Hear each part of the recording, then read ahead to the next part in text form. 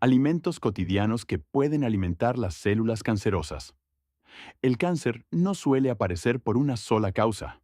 Para muchas personas, parte del riesgo proviene de la genética, la edad y a veces simplemente de la mala suerte. Pero eso no significa que todo esté fuera de su control. El entorno dentro de su cuerpo es importante. Su nivel de azúcar en la sangre es importante. Sus niveles de insulina son importantes. La inflamación crónica es importante. Su salud intestinal es importante. Y una de las cosas que más moldea ese entorno interno cada día es la comida y la bebida que introduce en su cuerpo. Algunos alimentos no causan cáncer directamente de la noche a la mañana. Así no es como funciona el cáncer.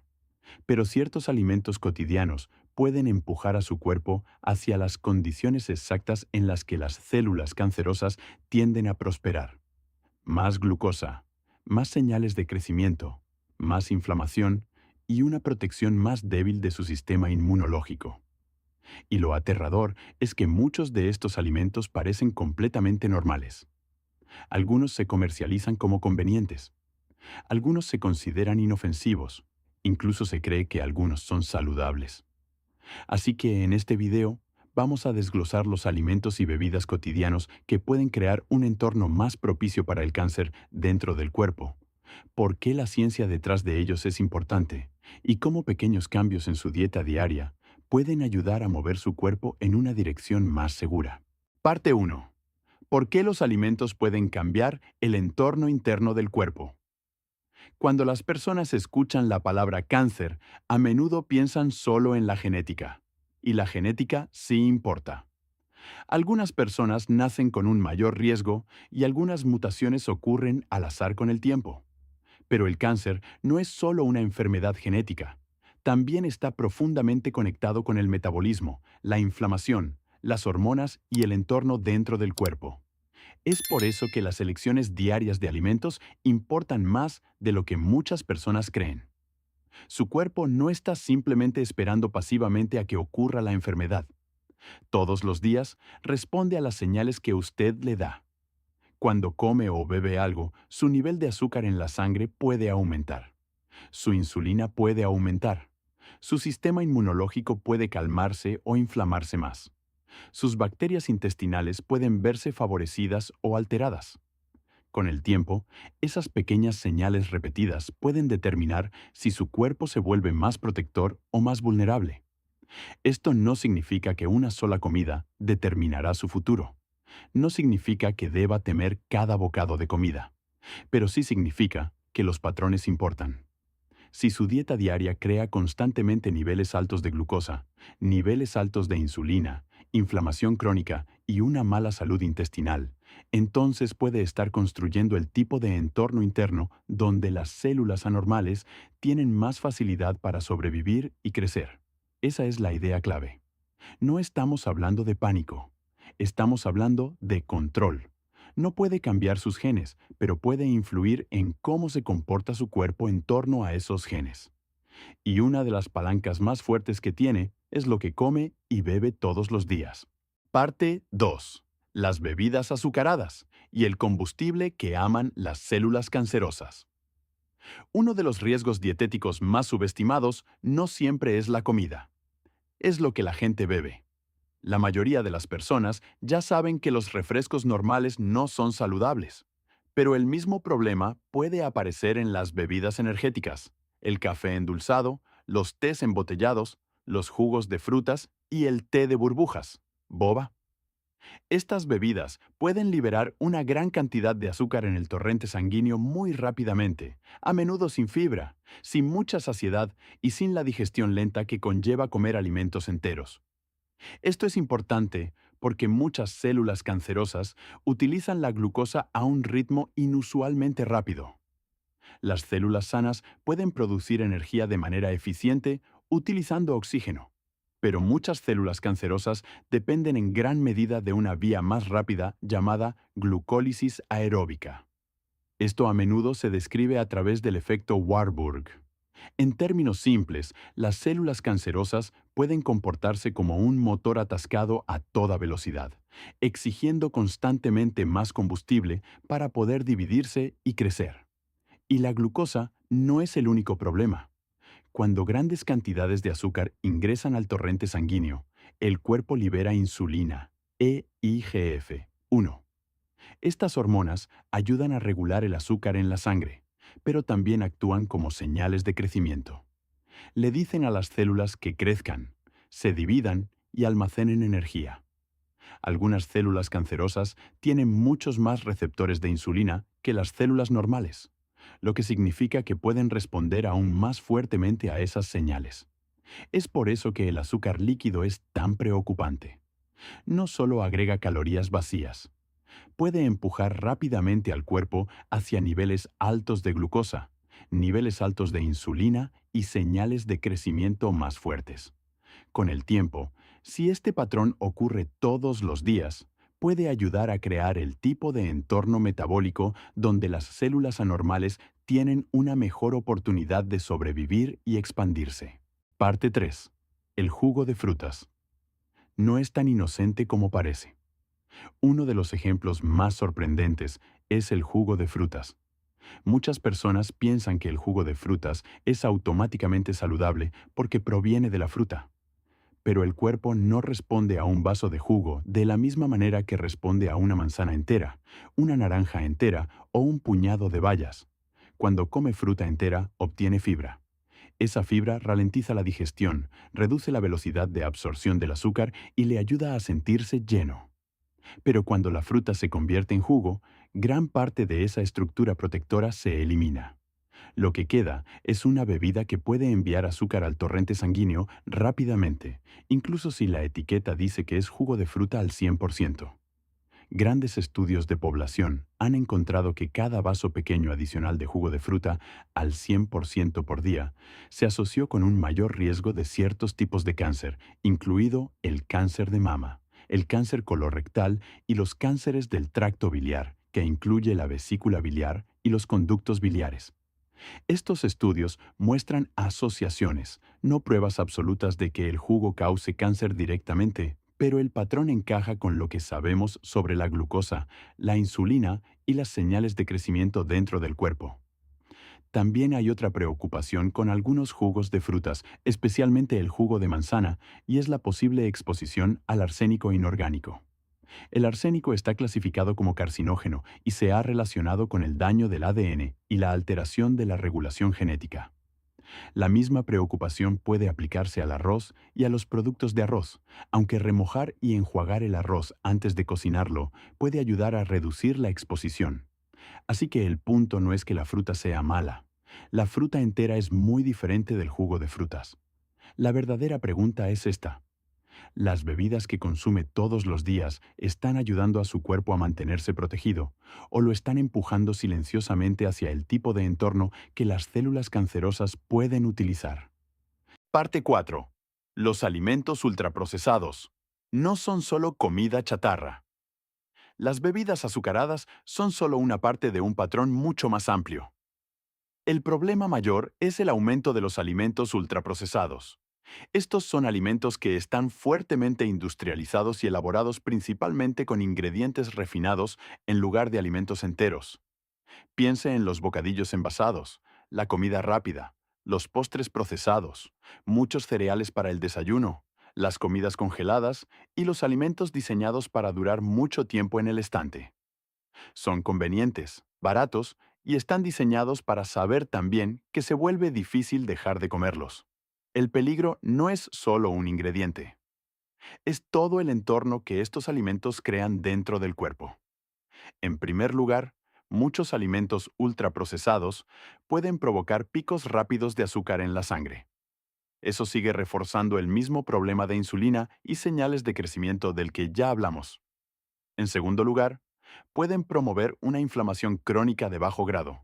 Y cuando el cuerpo está constantemente inflamado, el sistema inmunológico puede volverse menos efectivo para encontrar y controlar las células anormales. En tercer lugar, muchos alimentos ultraprocesados pueden alterar el microbioma intestinal. Algunos contienen aditivos, como emulsionantes, que mejoran la textura y la vida útil, pero también pueden irritar la barrera intestinal y empeorar la salud del intestino.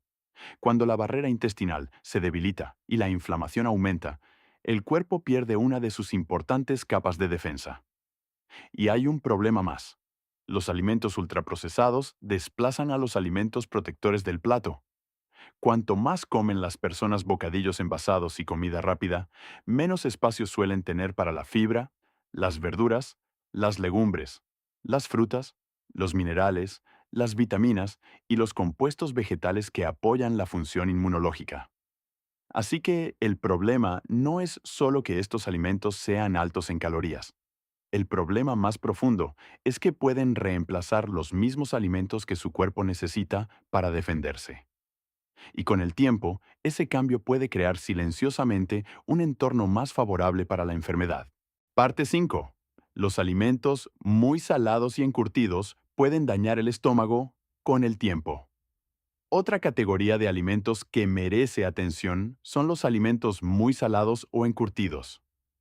Esto no significa que todos los alimentos en conserva sean peligrosos, pero cuando ciertos alimentos tienen un contenido de sal extremadamente alto y se consumen con frecuencia, pueden crear problemas dentro del estómago. Los altos niveles de sal pueden irritar y dañar el revestimiento del estómago. Con el tiempo, esa irritación repetida puede provocar inflamación crónica, y la inflamación crónica es una de las condiciones que pueden hacer que el tejido sea más vulnerable a los cambios que promueven el cáncer. Esto es especialmente importante cuando se habla de cáncer de estómago. Los estudios han encontrado que las personas con un alto consumo de sal pueden tener un riesgo mucho mayor de cáncer gástrico en comparación con las personas que consumen menos sal. La preocupación se vuelve aún mayor cuando los alimentos salados en conserva contienen compuestos que pueden formar o transportar nitrosaminas, las cuales son conocidas por dañar el ADN.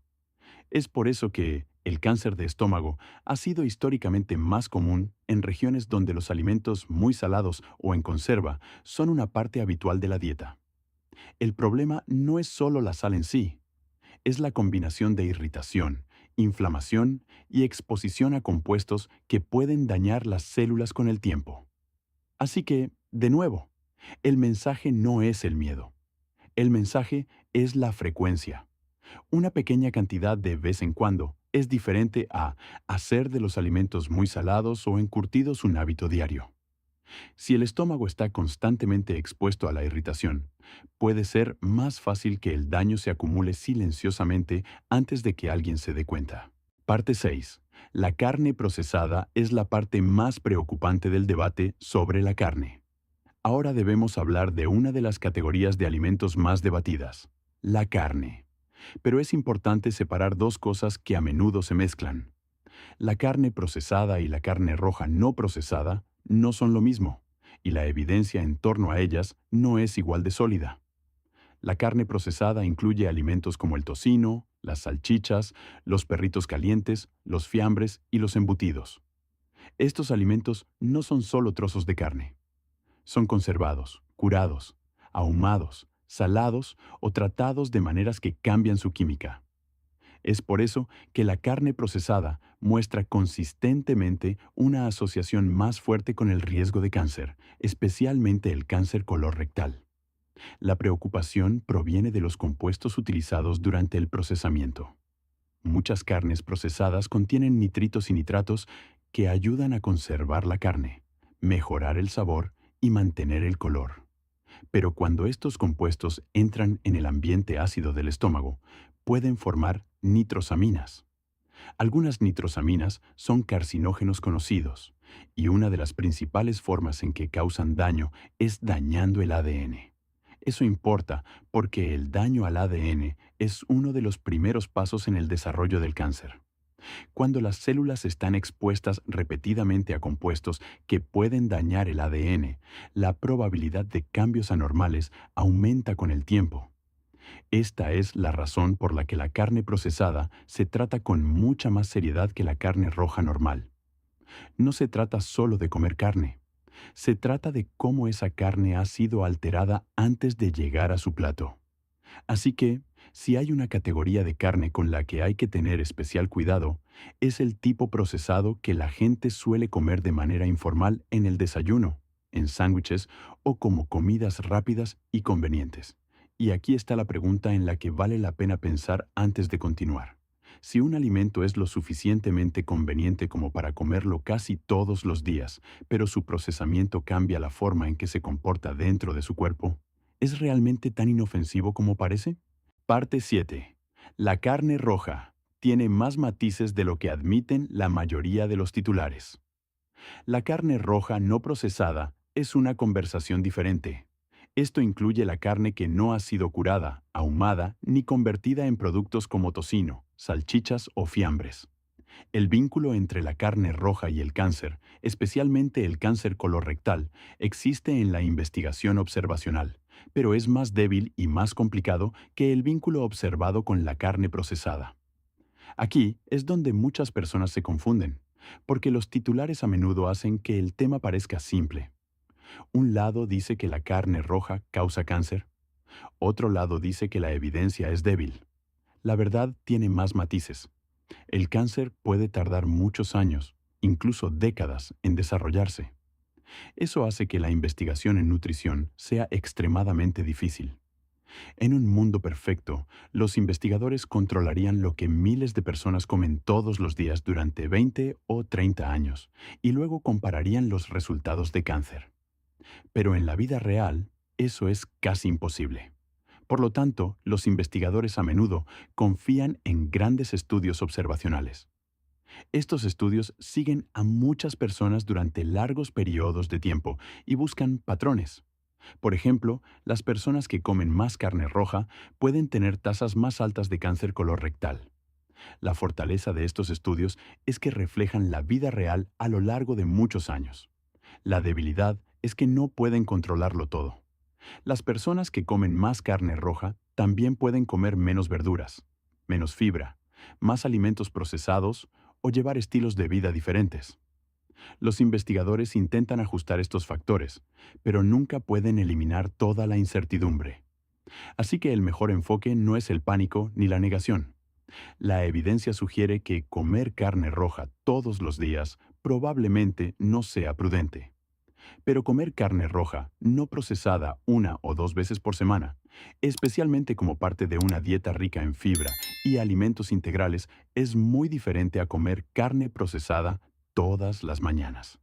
La pregunta más importante no es solo si la carne roja está en el plato, sino qué está reemplazando. Parte 8.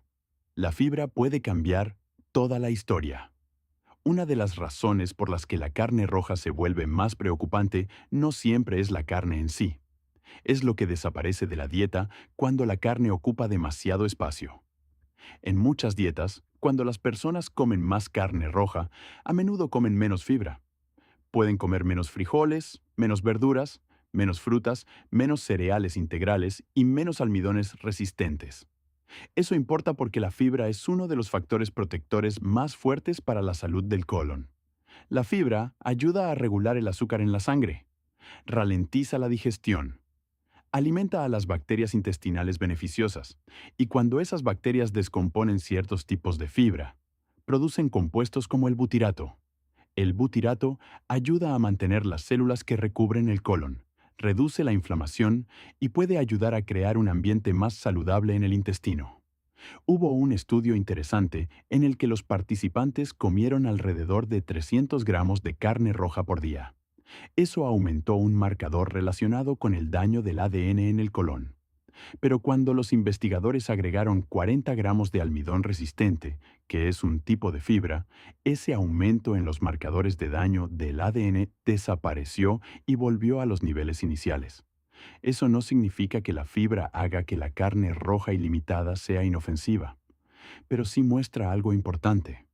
El efecto de un alimento puede depender en gran medida del resto de la dieta que lo rodea. Por lo tanto, si la carne roja desplaza a los alimentos ricos en fibra del plato, el entorno intestinal puede volverse más vulnerable.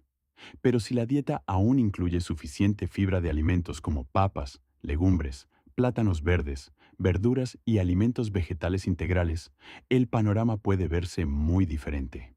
Parte 9. ¿Cómo cocina la carne? También puede cambiar el riesgo. Hay una capa más que muchas personas pasan por alto. No se trata solo de qué tipo de carne come. También se trata de cómo se cocina esa carne. Cuando la carne se asa a la parrilla, se fríe o se hace a la barbacoa a temperaturas muy altas, especialmente hasta que se carboniza o se ennegrece, se pueden formar compuestos dañinos. Dos grupos importantes son las aminas heterocíclicas y los hidrocarburos aromáticos policíclicos. Se ha demostrado que estos compuestos dañan el ADN, y el daño al ADN es una de las vías que pueden empujar a las células hacia el desarrollo del cáncer con el tiempo. Esto no significa que nunca más pueda asar carne, pero sí significa que el método de cocción importa. Puede reducir el riesgo limitando el tiempo que la carne pasa directamente sobre fuego muy alto. Precocinar la carne antes de asarla puede ayudar a acortar esa exposición. El uso de adobos con hierbas, ajo, cebolla o vinagre también puede ayudar a reducir la formación de compuestos dañinos. Al mismo tiempo, es mejor evitar los adobos azucarados que se queman rápidamente y aumentan la carbonización. Elegir cortes más magros también puede ayudar, porque menos grasa goteando en el fuego significa menos humo que vuelve a subir hacia la carne. Y menos humo puede significar menos compuestos dañinos cubriendo la superficie. Así que el mensaje es simple. No pregunte solo qué hay en su plato. Pregunte cómo fue preparado, porque el mismo alimento puede afectar al cuerpo de manera diferente dependiendo de si se cocina suavemente o se quema a fuego intenso. Parte 10. El verdadero objetivo es hacer que tu cuerpo sea menos propicio para el cáncer. El objetivo no es tenerle miedo a la comida. El objetivo es entender el patrón. El riesgo de cáncer no se determina por una sola comida, un vaso de jugo o un trozo de carne. Se determina por aquello a lo que expones repetidamente a tu cuerpo a lo largo de meses y años.